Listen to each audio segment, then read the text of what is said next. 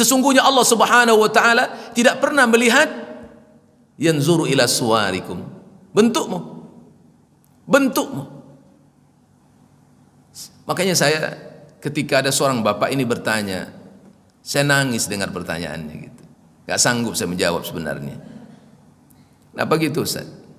Bapak ini duduk di samping kanan saya waktu pengajian maghrib, lalu kemudian dia acungkan pertanyaan, Ustaz, iya, boleh aku bertanya? Boleh. Usianya sekitar 60 tahun.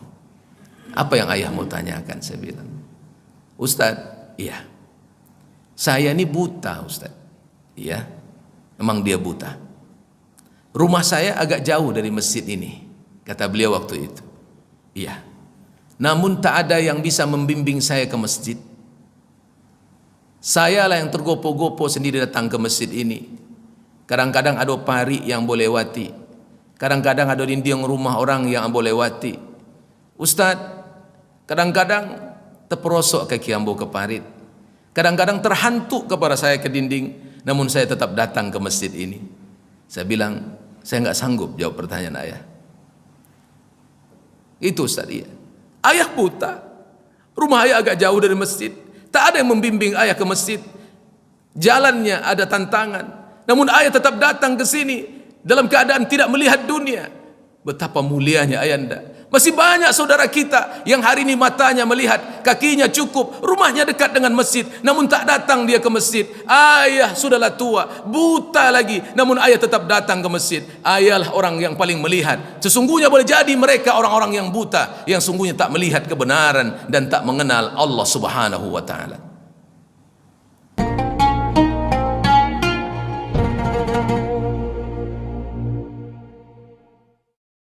Bismillahirrahmanirrahim.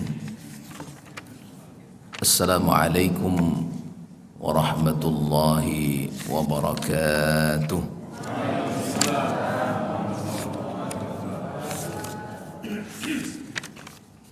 Alhamdulillahi rabbil alamin.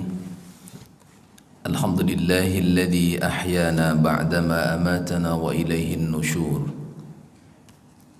Alhamdulillahilladzi bini'amatihi tatimmus salihat. Asyhadu an la ilaha illallah wahdahu la syarika lah, wa asyhadu anna Muhammadan abduhu wa rasuluhu la nabiyya ba'dah. Rabbi israh li sadri wa yassir li amri wahlul 'uqdatam min lisani yafqahu qawli. Subhanaka la ilma lana illa ma 'allamtana innaka antal alimul hakim. Faqala Allah Ta'ala fil Qur'anil Karim, A'udzu billahi minasy syaithanir rajim. Bismillahirrahmanirrahim. هو الذي بعث في الأميين رسولا منهم يتلو عليهم آياته ويزكيهم ويعلمهم الكتاب والحكمة وإن كانوا من قبل لفي ضلال مبين. Sadaqallahul Azim. Imam yang kita hormati, para alim, para tuan guru cerdik pandai, wabil khusus kepada seluruh kaum muslimin wal muslimat sidang jamaah salat subuh rahimani wa rahimakumullah. Bersyukur kita kepada Allah di hari yang ke-10 dari ibadah Ramadan kita hari ini, kita masih diberikan karunia sehat wal afiyah. Semoga Allah tetap selalu curahkan rahmat dan karunia-Nya, terutama nikmat iman dan hidayah kepada kita semua. Amin ya rabbal alamin. Salawat dan salam kepada Rasulullah sallallahu alaihi wasallam. Allahumma salli ala sayyidina Muhammad wa ala ali Muhammad. Assalamu alayka ya Rasulullah. Kita lanjutkan pembahasan kita masih tentang berbicara tentang kejiwaan. Pada pertemuan yang pertama di pekan yang lalu kita sudah menjelaskan apa yang menjadi dasar bahwa kemudian jiwa manusia ini adalah pembicaraan yang amat dahsyat. Disebutkan oleh Allah Subhanahu wa taala bahwa Allah Subhanahu wa taala bersumpah demi makhluk. Ada 6 makhluk yang sudah kita sebutkan berdasarkan surah Asy-Syams.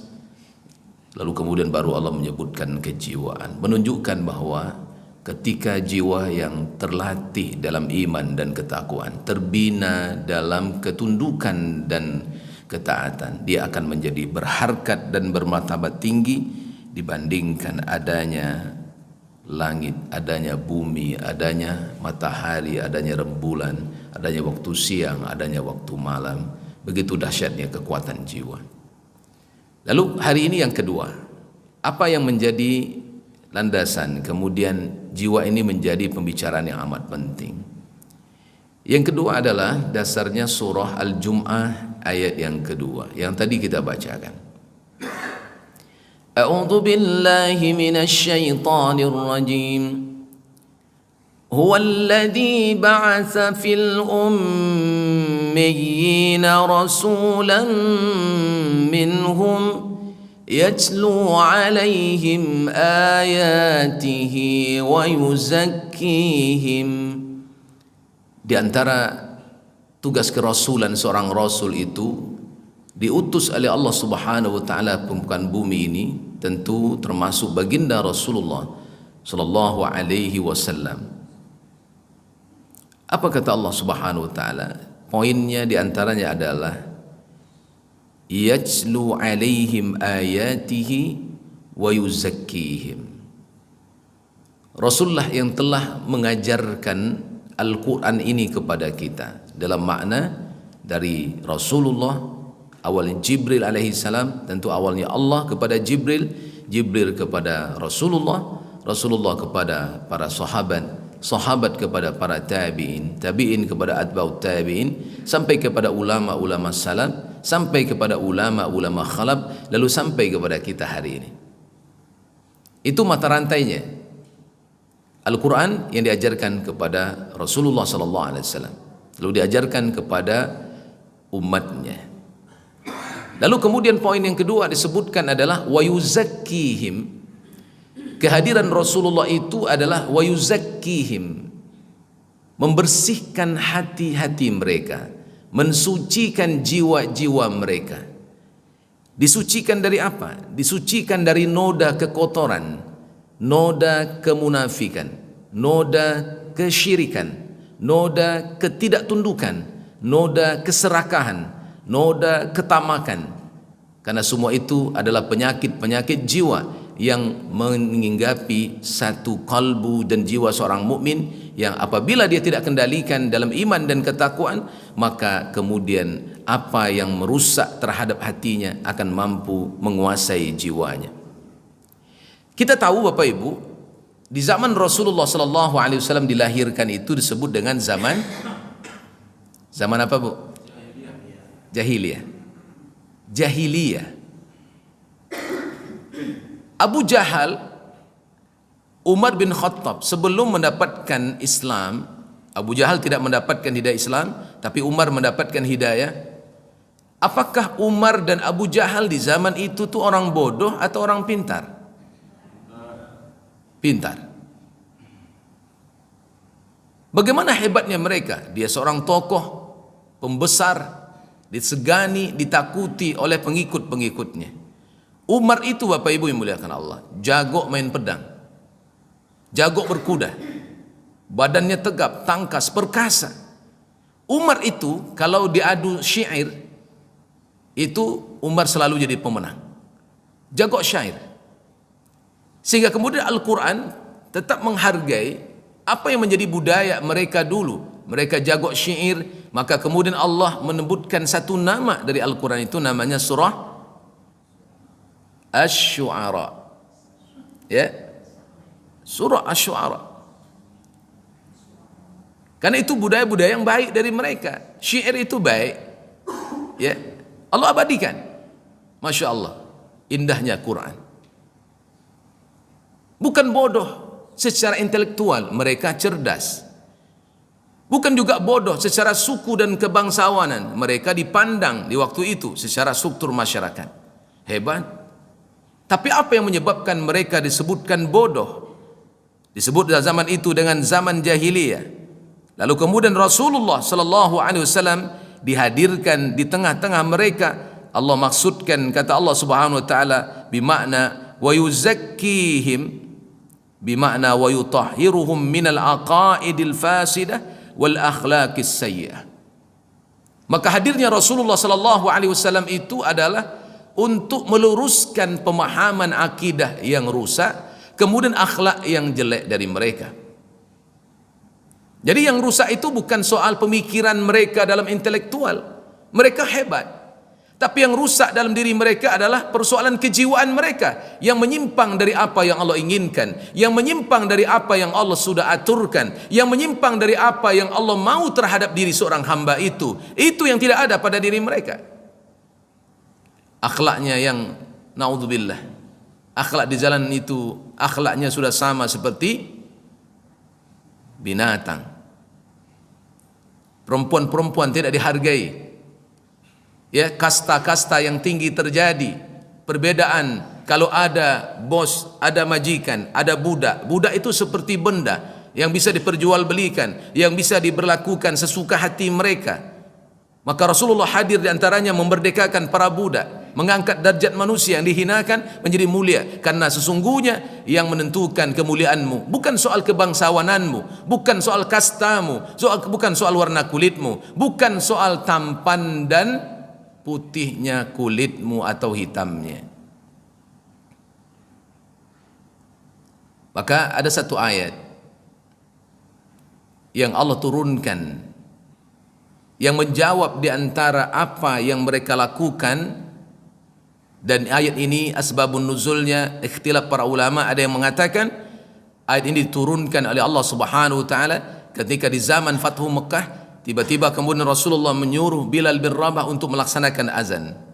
Lalu kemudian ada di antara mereka, ya para sahabat juga bertanya, kenapa harus Bilal yang azan? Bukankah Bilal itu seorang budak yang dimerdekakan, budak hitam? Apa enggak kami yang azan? Maka kemudian Allah turunkan satu ayat dalam surah Al-Hujurat. Apa kata Allah Subhanahu wa taala? Ya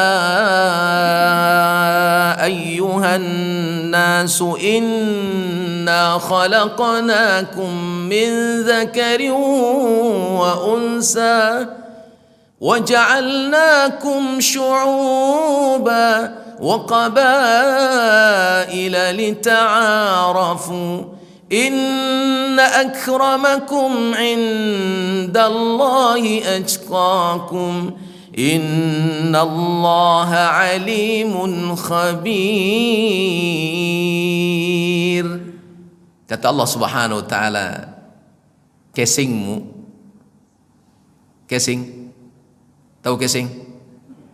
Bu, ibu punya handphone? Ada? Casingnya bagus? Bagus, tapi sinyal tak ada. Ada orang punya handphone, casingnya bagus, tapi sinyal tak ada. Ada nggak guna handphone tuh? Dalam kehidupan ini ada nggak orang yang casingnya bagus, tampan sekali, tinggi, tegap, gagah, tapi sinyal tak ada? Ada nggak? Ada. Allahu Akbar, Allahu Akbar, sampai kepada Hayya 'alas salat.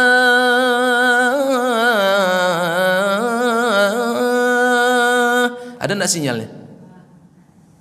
Ada enggak sinyalnya? Tapi masih ada enggak yang enggak ada sinyal? Itu namanya casingnya bagus, sinyal tak ada. Kalau sinyal tak nyambung dengan Allah, untuk apa casing ini dibanggakan? Orang-orang terdahulu casingnya hebat-hebat, fisiknya hebat-hebat, badannya besar-besar, usianya lama-lama, tinggi, gagah, perkasa. Tapi itu bukan jaminan. Ibu pergi umroh, pergi haji, insya Allah sudah. Yang belum pengen, nangislah, doa minta sama Allah Ramadan nih. Agar Allah mudahkan Bapak Ibu bisa pergi haji, bisa umrah. Amin. Dengan keajaiban rezeki dari Allah. Allah yang memudahkan insya-Allah.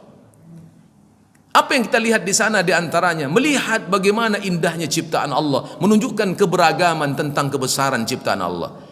Wah, tengoklah orang-orang di Eropa itu, orang Turki, ya Rabb, tinggi-tinggi, putih-putih, hidungnya mancuang-mancuang. Tagaklah awak di sampingnya untuk berfoto, berkodak. Apa bentuk awak bentuk? Awak pendek-pendek, hidung pesek-pesek, kulitnya, oh gitu. Jangan sering-sering ibu tengok, ibu nilai begini. Ya Allah, nyesal aku jadi orang Indonesia. Lebih enak ternyata jadi orang Turki yang badannya tegap-tegap, tinggi, mancung-mancung, perempuannya Masya Allah. Cantik nggak Pak? Pak, perempuan-perempuan Turki cantik nggak Pak? Kalau tidak cantik ya Pak duto Pak. Cantik-cantik perempuannya. Tapi ingat ayat ini apa kata Allah? Inna khalaqnakum min dzakari wa unsa wa ja'alnakum syu'uban wa qabaila lita'arafu. Maka Allah kunci. Apa yang menentukan kemuliaanmu? Bukan warna kulitmu, bukan bentuk rupamu, bukan engkau dari Eropa, bukan engkau dari Afrika, bahkan engkau dari Indonesia. Tidak itu yang menentukan. Itu hanya untuk menandai saja. Ini orang suku ini orang bangsa ini. Kamu tahu, oh kamu Indonesia, kamu Eropa, kamu Turki, kamu Afrika. Bisa dikenal dengan bentuk rupanya. Tapi yang menentukan kualitasmu saat berjumpa dengan Allah bukan dipandang semua itu. Tapi apa kata Allah? Inna akramakum indallahi atqakum. Yang menentukan hebatmu di hadapanku kata Allah adalah ketakwaanmu kepada aku. Inilah yang diterbiyah oleh Rasulullah. Inilah yang dididik oleh Rasulullah sallallahu alaihi wasallam terhadap para sahabatnya, terhadap umatnya. Sehingga kemudian Nabi sallallahu alaihi wasallam mengatakan dalam hadisnya, apa kata Nabi sallallahu alaihi wasallam? Innallaha la yanzuru ila suwarikum wala ajsamikum walakin yanzuru ila ma fi qulubikum wa a'malikum. Atau kama qala Rasulullah sallallahu alaihi wasallam. Sesungguhnya Allah Subhanahu wa taala tidak pernah melihat yanzuru ila suwarikum, bentukmu. Makanya saya ketika ada seorang bapak ini bertanya, saya nangis dengar pertanyaannya gitu. Gak sanggup saya menjawab sebenarnya. Kenapa gitu Ustaz? Bapak ini duduk di samping kanan saya waktu pengajian maghrib, lalu kemudian dia acungkan pertanyaan. Ustaz, iya. Boleh aku bertanya? Boleh. Usianya sekitar 60 tahun. Apa yang ayah mau tanyakan? Saya bilang. Ustaz, iya. Saya ini buta Ustaz. Iya. Memang dia buta. Rumah saya agak jauh dari masjid ini, kata beliau waktu itu. Iya. Namun tak ada yang bisa membimbing saya ke masjid. Sayalah yang tergopoh-gopoh sendiri datang ke masjid ini. Kadang-kadang ada pari yang boleh lewati. Kadang-kadang ada dinding rumah orang yang boleh lewati. Ustaz, kadang-kadang terperosok kaki ambo ke parit. Kadang-kadang terhantuk kepada saya ke dinding. Namun saya tetap datang ke masjid ini. Saya bilang, saya enggak sanggup jawab pertanyaan ayah. Kok gitu ayah? Itu Ustaz, iya. Ayah buta. Rumah ayah agak jauh dari masjid. Tak ada yang membimbing ayah ke masjid. Jalannya ada tantangan. Namun ayah tetap datang ke sini dalam keadaan tidak melihat dunia. Betapa mulianya ayanda. Masih banyak saudara kita yang hari ini matanya melihat, kakinya cukup, rumahnya dekat dengan masjid, namun tak datang dia ke masjid. Ayah sudahlah tua, buta lagi, namun ayah tetap datang ke masjid. Ayahlah orang yang paling melihat. Sesungguhnya boleh jadi mereka orang-orang yang buta, yang sungguhnya tak melihat kebenaran dan tak mengenal Allah Subhanahu wa taala. Sehingga Allah Subhanahu wa taala yang mengatakan, apa kata Allah? La ta'mal absar walakin ta'mal qulubul lati fis sudur. Orang yang buta itu adalah bukan berarti mereka tidak melihat. Bukan berarti mereka tidak punya mata. Orang yang buta itu mereka punya mata dan matanya nyalang untuk melihat dunia, tapi mereka tak mampu melihat jalan menuju surganya, kembali kepada Allah. Ada orang yang buta tapi dia tahu jalan ke surga. Sesungguhnya mereka lah orang yang melihat. Karena buta itu bukan ketika matamu tak melihat, tapi ketika hatimu tak mengenal kebenaran Allah Subhanahu wa taala. Betul apa betul? Ya. Jadi Rasulullah SAW datangnya beliau, hadirnya ke dunia sedang menghidupkan jiwa-jiwa kita. Sehingga kita tahu Bapak Ibu yang dimuliakan Allah Subhanahu wa taala, bagaimana Rasulullah menghargai dan tidak pernah membedakan siapapun. Sehingga kemudian suatu kali Rasulullah SAW pernah ditegur oleh Allah karena cueknya terhadap orang yang memiliki kekurangan secara fisik.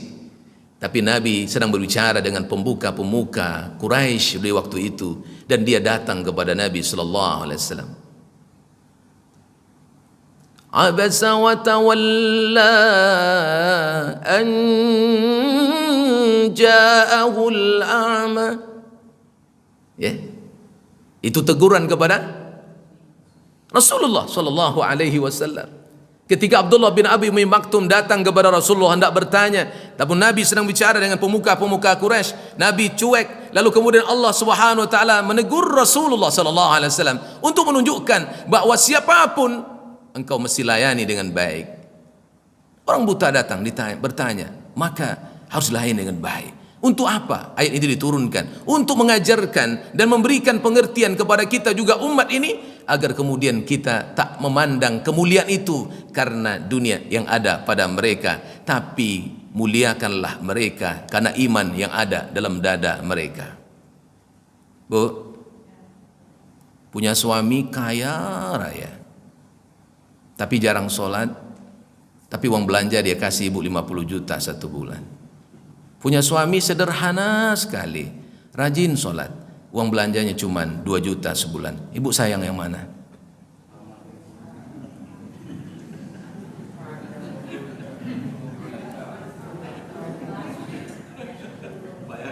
Bu, ibu sayang yang mana?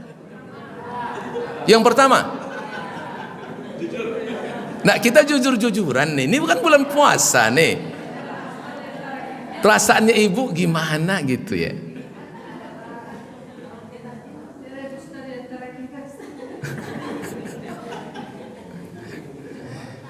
Ya Rob, payah menjawab pertanyaan kalau gitu Ustaz. Coba Ustaz beri pertanyaan begini, kalau ada suami kaya, rajin sholat, tapi miskin tak pernah sholat, pilih yang mana? Ah, itu cepat jawabnya.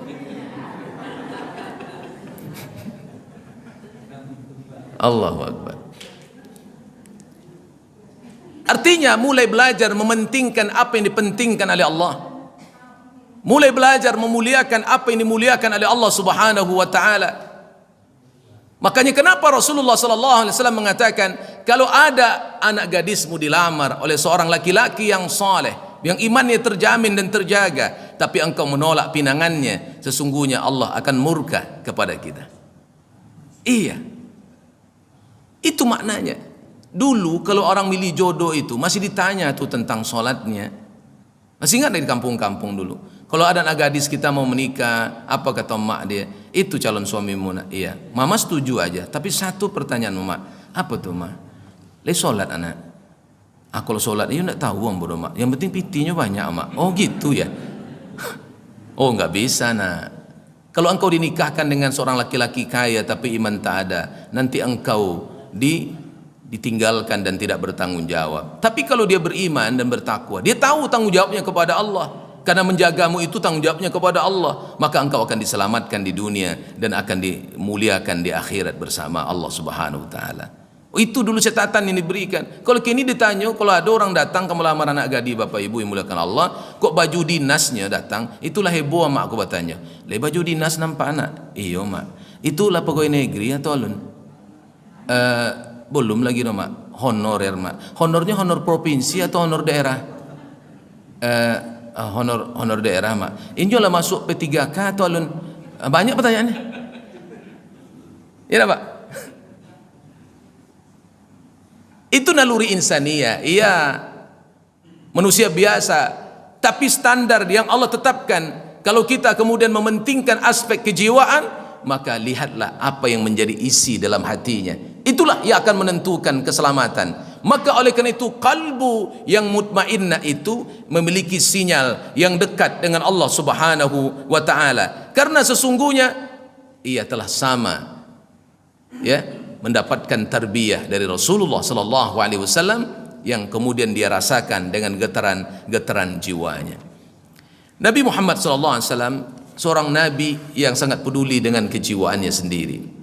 Sehingga kita tahu ada beberapa doa yang diajarkan oleh Rasulullah sallallahu alaihi wasallam untuk menjaga kestabilan jiwa dalam iman dan ketakwaan kepada Allah Subhanahu wa taala. Apa di antara doa yang masyhur yang sering kita baca yang diajarkan Nabi sallallahu alaihi wasallam? Ya muqallibal qulub, sabbit qalbi ala dinik. Ya zat yang maha membolak-balikkan hatiku, tetapkan hatiku dalam keimanan dan ketakwaan di hadapanmu. Atau kita diajarkan doa oleh Rasulullah sallallahu alaihi wasallam, Allahumma a'inni ala dzikrika wa syukrika wa husni ibadatik. Ya Allah, bantu aku ya Rabb, tolong aku ya Allah, ala dzikrika, untuk berzikir mengingatmu, wa syukrika, untuk bersyukur terhadap segala nikmatmu, wa husni ibadatik, agar aku bisa mempersembahkan amal terbaik untukmu. Iya, kalau kita sudah berzikir, kalau kita sudah bersyukur, maka ini yang menuntun kita untuk memiliki amal yang terbaik. Semua gerakan apa yang kita minta ini bermula dari kebaikan jiwa yang dijaga sama Allah Subhanahu wa taala. Orang yang hatinya lalai, orang yang hatinya tersibukkan oleh dunia, yang ada adalah hubbud dunia dan cinta pada dunia dalam kalbunya, dia payah untuk berzikir. Payah. Karena kali-kali dunia saja. Kalau kali-kali akhiratnya tidak tertarik. Iya Pak. Ke masjid ini kali-kali dunia atau kali-kali akhirat? Kalau adalah satu masjid yang membuat kali-kalinya kali-kali dunia, lalu pengurusnya membuat hitungan dunia itu diterjemahkan agar memiliki satu daya tarik yang hebat, agar masjidnya memiliki satu perbedaan dengan masjid yang lain.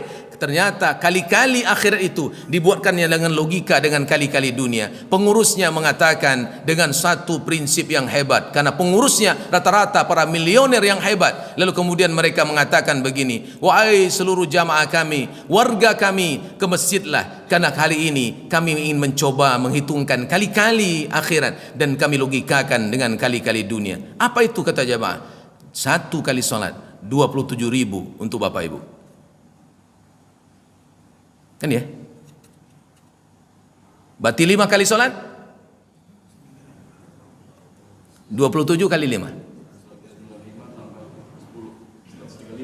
100. Satu hari satu malam, maka pengurus menyiapkan setiap jamaah satu amplop masing-masingnya 135.000. Kira-kira kali-kali dunia begini menarik nggak untuk orang datang ke masjid?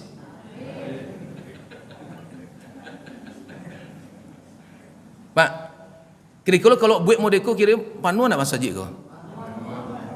Mbak aku panu?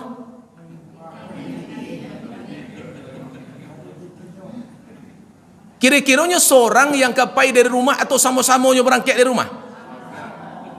Oh gitu. Jadi heranlah orang di luar sana. Itu kok warga itu kok semuanya ke masjid ya, sampai anak-anak cucunya dibawanya ke masjid. Kalian tahu enggak, satu kali sholat di situ 27.000 kali 5 135. Lama aja tuh ya.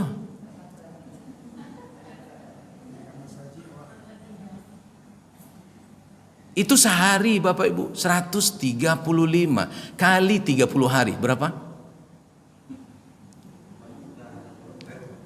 Perlu menggali onde-onde tepi jalan tuh lah?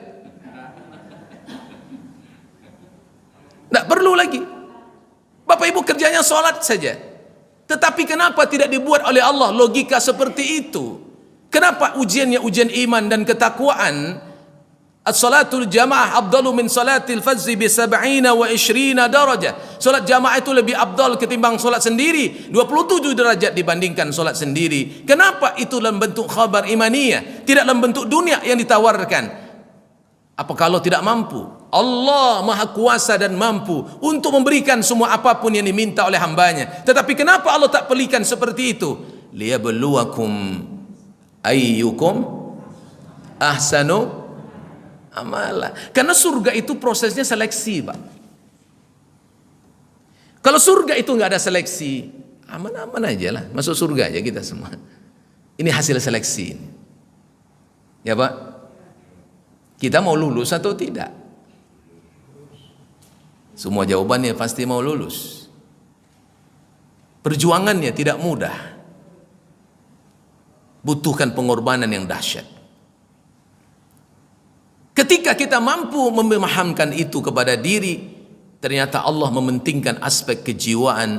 Ternyata ibadah itu adalah logika iman, bukan logika akal. Apa logika iman itu? Sami'na wa ta'na. Kalau orang bilang, lo ada logika iman. Apa logika imanmu? Ya sami'na wa ta'na, nggak ada yang lain. Itu dia. Kalau logika akal, banyak nanti kira-kiranya. Banyak lagi. Kilahnya banyak, ya kan? Kila wa qalanya banyak. Itulah orang-orang yang kemudian berpikir dan transaksi dengan hawa nafsunya. Kalau hawa nafsunya dijadikan sebagai bentuk dia bertanya, maka kemudian dia akan menjadi gagal dan menjadi orang kalah. Tapi kalau kemudian dia tunduk kepada bisikan imannya yang pasti tidak akan pernah ternoda, iman fitrah itu tetap benar, cuma hawa nafsu yang kadang mengalahkan kita, maka dia akan tentu jalannya akan benar, yang dia akan tempuh menuju Allah Subhanahu wa taala. Doa Nabi yang kedua tentang jiwa.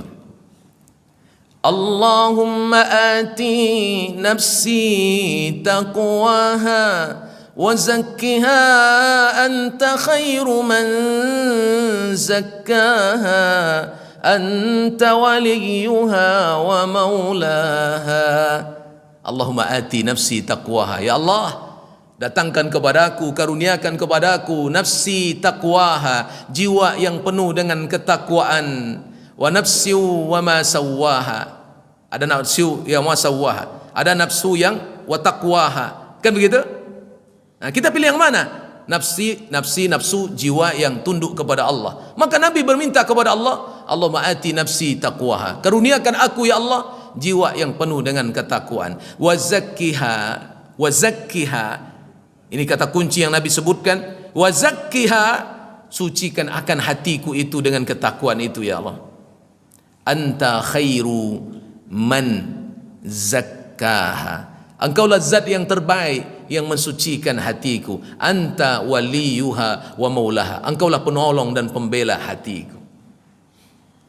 Kalau hati kita sudah selamat, maka fisik ini selamat. Kenapa? Kalau hati sudah selamat, ini selamat. Kalau hati ibu bapak sudah selamat, mata ibu selamat, telinga bapak selamat, kaki melangkah selamat, tangan mengambil selamat, betikan hatimu juga akan selamat. Kenapa?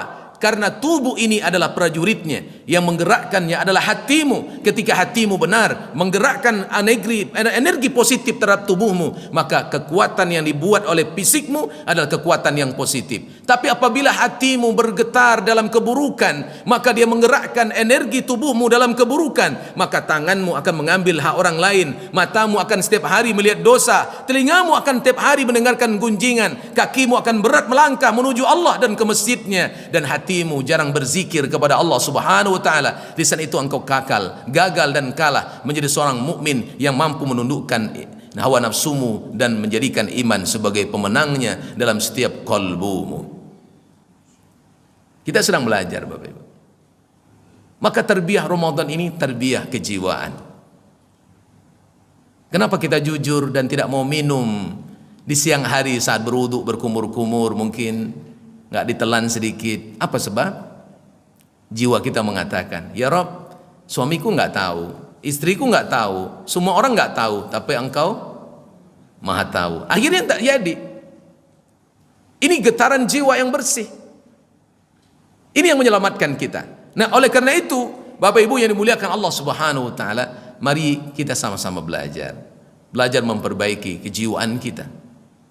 Karena intinya ternyata hidupnya kita ini bukan karena fisik, tapi hidupnya kita adalah karena jiwa. Makanya Bapak Ibu, kita jangan terlalu bangga dengan fisik. Makanya bangsa ini dulu maju bukan karena fisik di awalnya, tapi bangunlah jiwanya, baru bangun. Kalau cuma raganya saja yang bagus, jiwanya tak ada, kropos enggak? Karena jiwa itu pondasi.